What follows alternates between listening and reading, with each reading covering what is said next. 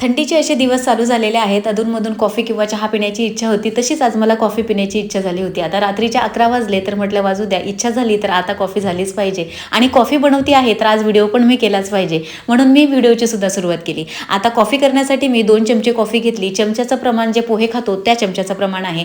2 चमचे कॉफी, 5 चमचे साखर आणि 3 चमचे पाणी हे सर्व मी एकत्र केलं आणि एका भांड्यामध्ये बीटरने असं बीट करून घेतलं. जर बीटर नसेल ना तर मिक्सरचा सुद्धा वापर करू शकता. हे मी ऑफलाईन घेतलं, ऑनलाईन सुद्धा आहे. पाहिजे असेल तर मी लिंक सुद्धा देईल. आणि ना त्याचं प्रमाण खूप कमी होतं, पण बीटरने 4-5 मिनिटांनी मी ते बीट केल्यानंतर बघितलं ना तर त्याचं 3 पटनी असं प्रमाण वाढलेलं होतं. आणि आता ही जी कॉफी आहे ना एका ग्लासमध्ये 1 चमचा टाकली आणि त्यानंतर गरम दूध त्याच्यामध्ये टाकलं आणि अगदी छान, जेवढी सुंदर दिसती ना तेवढी छान टेस्टसुद्धा झालेली होती. अगदी कॅफे स्टाईल कॉफी झालेली होती. खूप टेस्टी होती. साखरचं प्रमाण कमी जास्त सुद्धा आपण करू शकतो. आता उरलेली जी कॉफी आहे ना एका काचेच्या बरणीमध्ये मी भरून ठेवणार आहे. 8 दिवस मला ते पुरेल आणि ती खराब होत नाही. आजच्या ब्लॉगमध्ये एवढंच.